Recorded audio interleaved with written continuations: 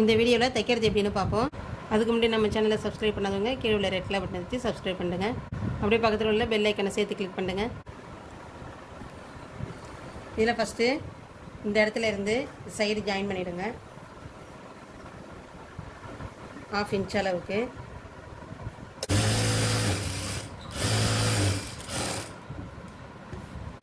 இந்த சைடில் இந்த பக்கம் நம்ம 1/2 இன்ச் அளவுக்கு தைச்சிட்டோம். அதே மாதிரி இந்த பக்கத்தில் தைக்கும்போது இங்கே 1/2 இன்ச் அளவுக்கு பிடிச்சி இதில் தையல் போடணும். வச்சு பார்க்கும்போது எப்பயுமே இந்த இடத்துல நம்ம இப்படி வெட்டின ஷேப்பை இப்படி கரெக்டாக இப்படி வச்சுட்டு செய்யுங்க.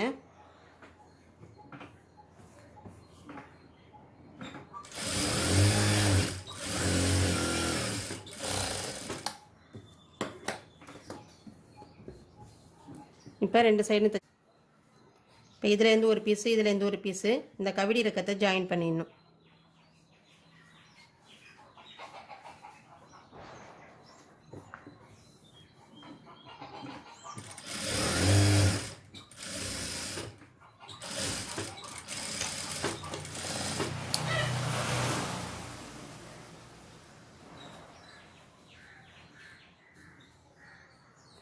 இந்த பக்கத்தில் இந்த வளைவு ஜாயின் பண்ணிட்டோம். அதே மாதிரி இந்த பக்கத்தில் இந்த வளைவு ஜாயின் பண்ணிடணும்.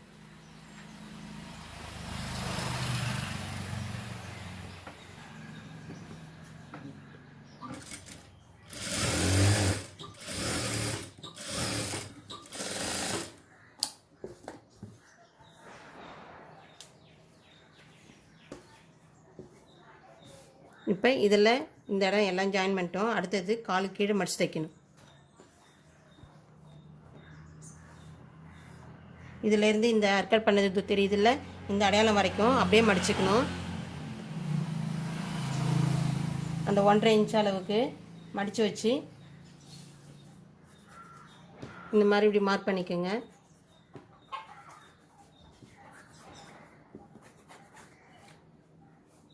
அடுத்தது ஒரு 1/2 இன்ச் அளவுக்கு இதை மடிச்சுட்டு அதுக்கப்புறம் நம்ம மார்க் பண்ணது அந்த அளவு இருக்குது இல்லை, அந்த அளவுக்கு அப்படியே மடித்து வச்சு நீட்டுக்கு தையல் போடணும்.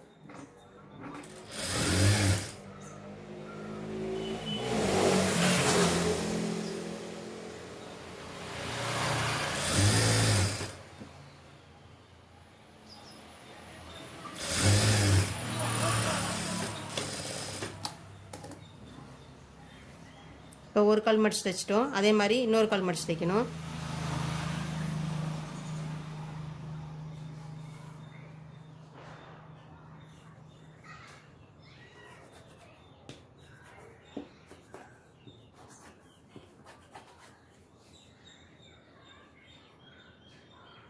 அதில் செஞ்ச மாதிரியே 1/2 இன்ச் அளவுக்கு மடிச்சுட்டு ஏற்கனவே மார்க் பண்ணி வச்சுருந்தோம்ல அந்த அளவுக்கு அதே அளவுக்கு அப்படியே மடித்து தையல் போடணும்.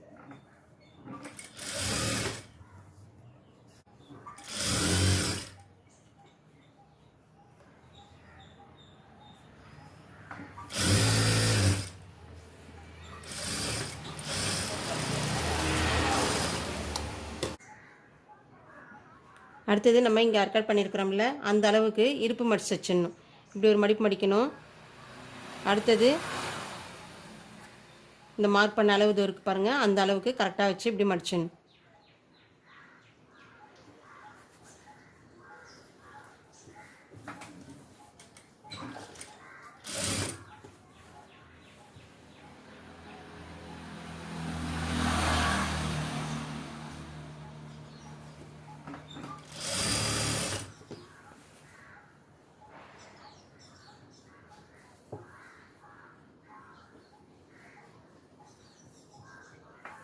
இந்த இடம் தைக்கும்போது ரொம்ப இழுத்து வச்சுலாம் தைக்கக்கூடாது.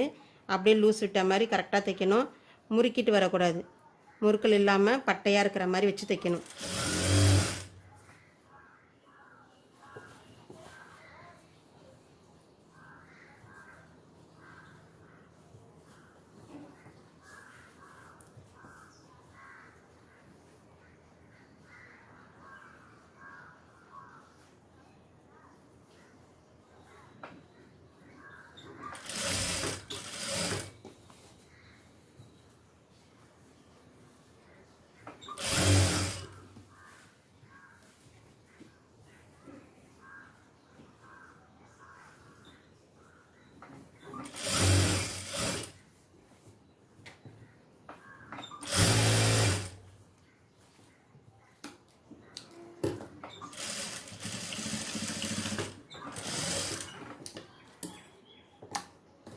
இந்த அளவு கொஞ்சோண்டு கேப் விட்டுருக்குறோம். இதில் எலாஸ்டிக் விட்டுக்கலாம்.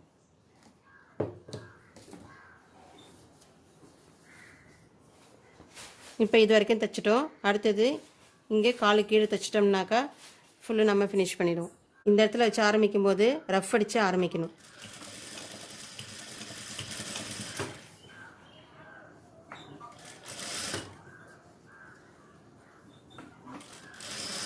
அதே மாதிரி இந்த இடத்துலையும் ரஃப் அடிக்கணும்.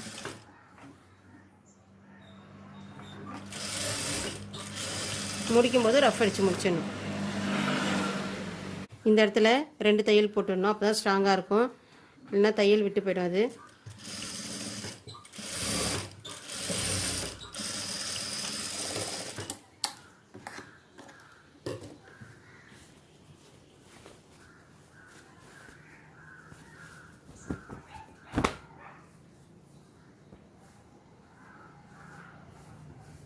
இப்போ எலாஸ்டிக் போட்டுருவோம். அடுத்தது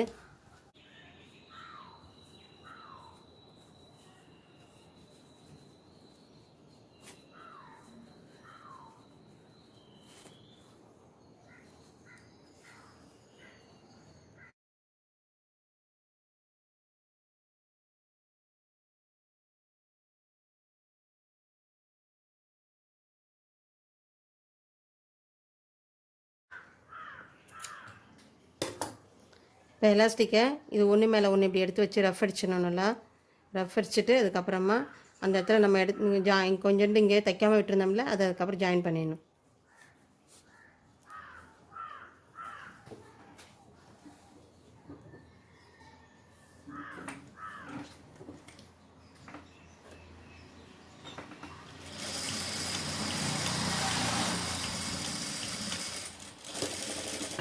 இந்த மாதிரி ரஃப் அடிச்சிடணும். ரஃப் அடிச்சிட்டா தான் நல்லா ஸ்ட்ராங்காக இருக்கும். அதில் இப்படி செஞ்சோம்னா இப்போ எலாஸ்டிக் எல்லா இடத்துலையும் இப்படி கரெக்டாக வந்துடும். இப்போ இந்த இடத்துல மட்டும் நம்ம தைக்காமல் இருக்கிறோம்ல, இங்கே மட்டும் ஜாயின் பண்ணிடணும்.